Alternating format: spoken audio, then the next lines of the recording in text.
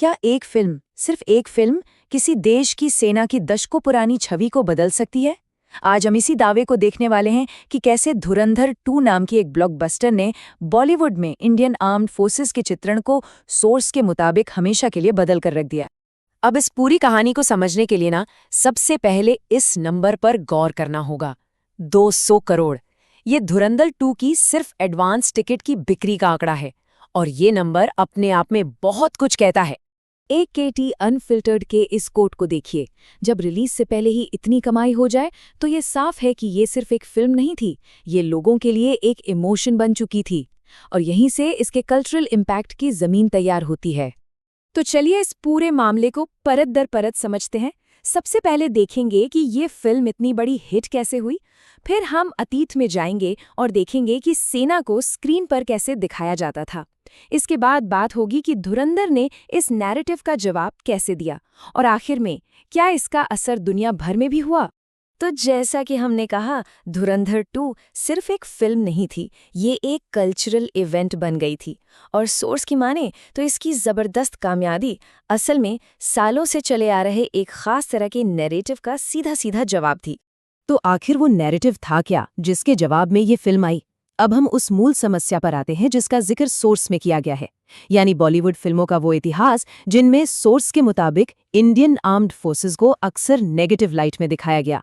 शुरुआत होती है साल 2000 की फिल्म मिशन कश्मीर जैसे उदाहरणों से। सोर्स का दावा है कि इस फिल्म ने सेना को निर्दोष लोगों और परिवारों को नुकसान पहुंचाते हुए दिखाया और यहीं से सेना को एक दमनकारी ताकत के तौर पर दिखाने का ट्रेंड शुरू हुआ। ये सिलसिला आगे भी चला। 2014 में आई हैदर। सोर्स का तर्क है कि इस फिल्म की कहानी पूरी तरह से सेना के खिलाफ और उग्रवादियों के सपोर्ट में गढ़ी गई थी। और सिर्फ फिल्मों की कहानी ही नहीं, किरदारों के चित्रण पर भी सवाल उठाए गए। जैसे मैं हूं ना में एक सम्मानित डेकोरेटेड इंडियन आर्मी ऑफिसर को ही मेन विलन एक आतंकवादी के तौर पर दिखा दिया गया। सोर्स के मुताबिक ये इंस्टीट्यूशन की इमेज को कमजोर करने जैसा था। और सोर्स के अनुसार ये ट्रेंड सिर्फ बड़े पर्दे तक ही सीमित नहीं रहा, मॉडर्न OTT प्लेटफॉर्म्स पर तो ये और भी ज्यादा बढ़ गया। जैसे गुंजन सक्सेना में एयरफोर्स को भेदभाव करने वाला दिखाया गया, एक ऐसा दावा जिसे खुद रियल लाइफ ऑफिसर ने खारिज किया था। एक वेब सीरीज में तो एक ऑफिसर की वर्दी का अपमानजनक सीन दिखाया गया।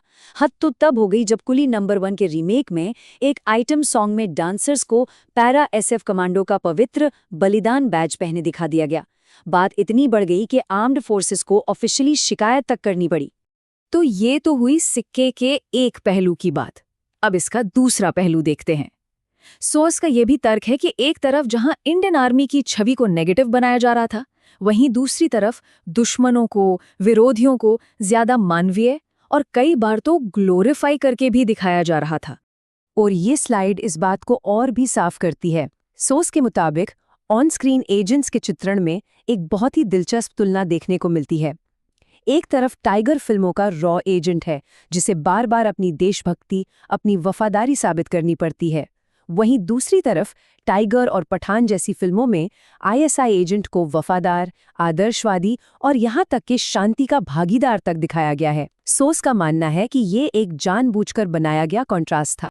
इसका एक और बड़ा उदाहरण दिया गया है 2018 में आई फिल्म राजी का। सोर्स का दावा है कि यह फिल्म जिस किताब पर आधारित थी उसका नैरेटिव बहुत देशभक्ति वाला था, लेकिन फिल्म ने उसे बदलकर ऐसा दिखाया कि भारतीय जासूस के मन में पाकिस्तान के लिए सहानुभूति है और उससे अपने काम पर एक नैतिक संघर्ष और अफसोस है। तो ये सब वो बैकग्राउंड था, वो इतिहास था जिसे बदलने की बात हो रही है। और इसी के बाद सोर्स धुरंधर और उसके सीक्वल को एक सोल्यूशन की तरह पेश करता है, एक सीधा, पावरफुल और जवाबी नैरेटिव। अब यहाँ पर जो सबसे जरूरी बात है वो ये कि धुरंधर 2 ने सिर्फ आर्मी के फेवर में एक कहानी नहीं सुनाई। सोर्स के मुताबिक इस फिल्म की असली ताकत थी इसका अनअपोलोजेटिक, यानी बिना किसी संकोच वाला अंदाज। इसने एक भारतीय जासूस और सेना के एक्शन की कहानी को बिना किसी सफाई, बिना किसी अगर मगर या नैतिक दुविधा के पेश किया और इसी बात ने पुराने सारे सिनेमैटिक ट्रेंड्स को तोड़ दिया। चलिए अब हम इस विश्लेषण के आखिरी और सबसे बड़े दावे की तरफ बढ़ते हैं। सोर्स का कहना है कि इस फिल्म का असर सिर्फ भारत तक ही सीमित नहीं रहा, बल्कि इसने ग्लोबल लेवल पर पूरी दुनिया में इंडियन आर्मी की इमेज को बदलना शुरू कर दिया। सबूत के तौर पर सोर्स हाई लेवल डिप्लोमेटिक बातों का जिक्र करता है, जैसे फिनलैंड के राष्ट्रपति का ये बयान जिसमें वो कहते हैं, दिलचस्प बात है कि भारत आने से पहले मेरे बेटे ने मुझे धुरंधर देखने को कहा। मैं आतंकवाद से लड़ने में खुश हूं और इसके सीक्वल का इंतजार कर रहा हूं। सोचिए, एक दूसरे देश का राष्ट्रपति इस फिल्म की बात कर रहा है। और बात सिर्फ बड़े नेताओं के बयानों तक ही नहीं रुकी। सोर्स के मुताबिक इसका असर जमीनी स्तर पर भी दिखा। ऑस्ट्रेलिया में लोग इस फिल्म पर सोशल मीडिया रील्स बना रहे थे। यूट्यूब पर विदेशी रिएक्शन वीडियोस की जैसे बाढ़ आ गई थी। दुनिया भर के लीडर्स से फिल्म के नैरेटिव को तारीफ मिल रही थी। तो ये स्लाइड उस पूरे बदलाव को बहुत अच्छे से समराइज करती है, जिसका दावा सोर्स कर रहा है। कहाँ एक पुरानी इमेज थी जिसमें सेना को दमनकारी, नैतिक रूप से कमजोर और कई बार तो विलन तक दिखाया गया, और कहाँ अब एक नई इमेज बन रही थी, देशभक्त, बिना किसी संकोच के एक्शन लेने वाली और आतंक के खिलाफ लड़ने वाली एक ताकत। और इस बदलाव का कैटलिस्ट या कहें की वजह सोर्स के मुताबिक थी धुरंधर 2। तो आखिर में सोर्स का ये पूरा विश्लेषण हमें एक बहुत ही दमदार सवाल के साथ छोड़ जाता है। क्या वाकई एक अकेली फिल्म में इतनी ताकत हो सकती है कि वो दशकों से चले आ रहे एक सिनेमैटिक नैरेटिव को बदल दे?